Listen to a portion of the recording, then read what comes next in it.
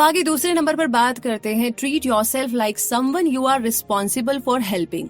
मतलब ये कि कुछ लोग होते हैं जो थोड़ा सा बीमार होने पर भी तुरंत डॉक्टर के पास चले जाते हैं, लेकिन जब उन्हें दवाई लिख करके दी जाती है तो वो उसे ठीक से फॉलो नहीं करते।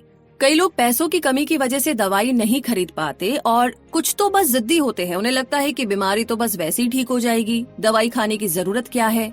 उन्हें लगता है कि हम तो बड़े हो गए हैं, दवाई तो बच्चों को दी जाती है। ये कितने आश्चर्य की बात है ना कि जब हमारे पालतू जानवर बीमार पड़ जाते हैं तो हम उनका कितना ध्यान रखते हैं। हम उन्हें डॉक्टर के पास ले जाते हैं, उन्हें समय पर दवाई देते हैं। ऐसा लगता है कि हमें अपनी हेल्थ से ज्यादा उनकी हेल्थ की चिंता है। और बिल्कुल ऐसा ही होता है जब हमारा कोई अपना बीमार हो जाता है। हम उन्हें सही समय पर दवाई लेने के लिए याद दिलाते रहते हैं। हम तो उन्हें दवाई लेने से पहले कुछ खाना खिलाने तक बैठ जाते हैं। हम हमेशा उनसे अपना ध्यान रखने के लिए कहते रहते हैं। तो इससे आप क्या समझे? हम दूसरों की परवाह तो करते हैं, जो बहुत अच्छी बात है, लेकिन खुद की नहीं। आपको खुद से भी उतना ही प्यार करना सीखना होगा जितना आप अपनी फैमिली और अपने पालतू जानवरों से करते हैं। खुद का भी ध्यान रखिए, अपनी अहमियत और वैल्यू को समझना शुरू कीजिए। डॉक्टर की एडवाइस को फॉलो करें, हाइजीन को अपनी लाइफ का पार्ट बनाएं, हेल्दी खाना अपनी डाइट में शामिल करें, बुरी आदतों से बचें, अपने माइंड को पॉजिटिव थॉट से भरें और हमेशा कुछ ना कुछ सीखते रहे। अपने माइंड को एक्टिव बनाए रखें। अगर आपने खुद को कंट्रोल करना और डिसिप्लिन करना सीख लिया तो सोचिए आपकी लाइफ कितनी बदल जाएगी, आपकी लाइफ कितनी ऑर्गेनाइज्ड हो जाएगी। अगर आप हेल्दी और खुश होंगे तो इसका पॉजिटिव असर आपकी लाइफ के हर पहलू पर पड़ेगा। इसी के साथ आगे बात करते हैं तीसरे रूल की, जो है make friends with people who want the best for you.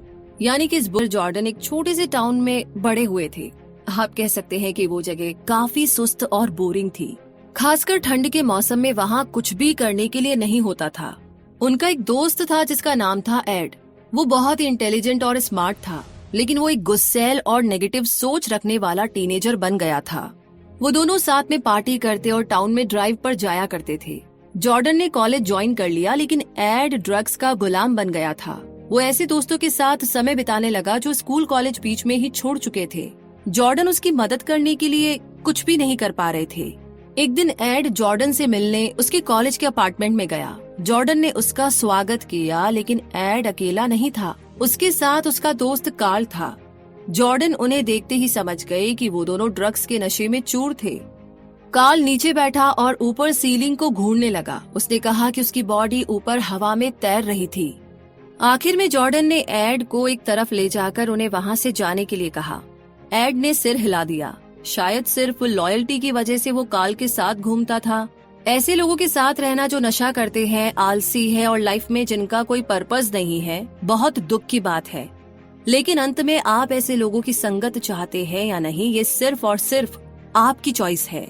इसके बजाय आप ऐसे लोगों के आसपास रहना चूज कर सकते हैं जो पॉजिटिव सोच रखते हैं, जो लाइफ में आपको आगे बढ़ने के लिए इंस्पायर करेंगे। अच्छे लोगों की कंपनी रखने से आप खुद को दुख और तकलीफ से बचा सकते हैं। लाइफ में पर्पस होना बहुत जरूरी है, क्योंकि खाली दिमाग शैतान का घर होता है। हर दिन बदलाव का एक नया मौका लेकर आता है। अपने पास्ट को पीछे छोड़कर आगे की ओर बढ़े। अच्छे दोस्तों का साथ आपको लाइफ में मीनिंग ढूंढने में मदद करेगा। अगर आप इन बदलावों को अपनाते हैं तो आने वाली जिंदगी में होप यानी कि उम्मीद, प्यार और खुशियाँ आपका इंतजार कर रही होगी। तो इसी उम्मीद के साथ अब आगे समझते हैं चौथे रूल को। Compare yourself to who you were yesterday, not to who someone else is today. यानी कि इमेजिन कीजिए कि एक दिन आप सोशल मीडिया ब्राउज कर रहे हैं और आपके दोस्तों के पोस्ट आपके सामने आ जाते हैं। आप उनकी पिक्चर देखने लगते हैं। उनमें से कुछ यूरोप में वेकेशन मनाने गए थे, तो किसी को जॉब में प्रमोशन मिला है, कुछ लोगों को उनका लाइफ पार्टनर मिल गया और उनकी शादी हो गई, किसी को अपने फील्ड में अवार्ड मिला और कुछ ने अपनी मास्टर्स की डिग्री कंप्लीट कर ली। तो अब आप खुद को उनसे कंपेयर करने लगते हैं कि कहाँ वो लाइफ में मजे कर रहे हैं, तो वहीं दूसरी तरफ आप है जो अपने अस्त व्यस्त और गंदे अपार्टमेंट में अपनी बिल्ली के साथ अकेले बैठे बियर पी रहे हैं। तो अब यहाँ पर आप बहुत इनसिक्योर और जेलस फील करने लग जाते हैं। आप तो यहाँ तक सोच लेते हैं कि शायद आप बिना कुछ खास किए, बिना कुछ ऐसा किए जिस पर आप प्राउड फील कर सके, ऐसे ही अकेले मर जाएंगे। लेकिन ये बिल्कुल सच नहीं है। अगर आप एक म्यूजिशियन है तो खुद को द ग्रेट मोजार्ट से कंपेयर ना करें। अगर आप शेफ है तो खुद को मास्टर शेफ गॉर्डन रामसे से कंपेयर ना करें। आपके पास अपने यूनिक स्किल्स हैं। आप उनसे अलग हैं, उनसे कम नहीं। आप खुद में एक कमाल के इंसान हैं, बिल्कुल आपके जैसा इस पूरी दुनिया में दूसरा कोई नहीं है। आप जैसे हैं खुद को वैसे ही एक्सेप्ट कीजिए, स्वीकार कीजिए। आपके जो स्पेशल स्किल्स हैं उन्हें इम्प्रूव करें। दूसरों की नकल करेंगे तो ना उनके जैसा बन पाएंगे और ना आपकी खुद की कोई अलग पहचान बन पाएगी। खुद को दूसरों से कंपेयर करने के बजाय आप कल क्या थे उससे खुद को कंपेयर करें। सिर्फ तभी आप असल में फर्क देख और समझ पाएंगे। हर दिन खुद को कल से बेहतर बनाने की कोशिश करें। अपने स्किल को प्रैक्टिस करते रहें और अपनी प्रोग्रेस को ध्यान से नोटिस करते रहें। आपको सच में खुद पर प्राउड फील होने लगेगा। इनसिक्योर होना अच्छी आदत नहीं है। सोशल मीडिया ब्राउज करने से या खुद में कमियां निकालने के बजाय अपना टाइम और एनर्जी किसी प्रोडक्टिव चीज में लगाएं।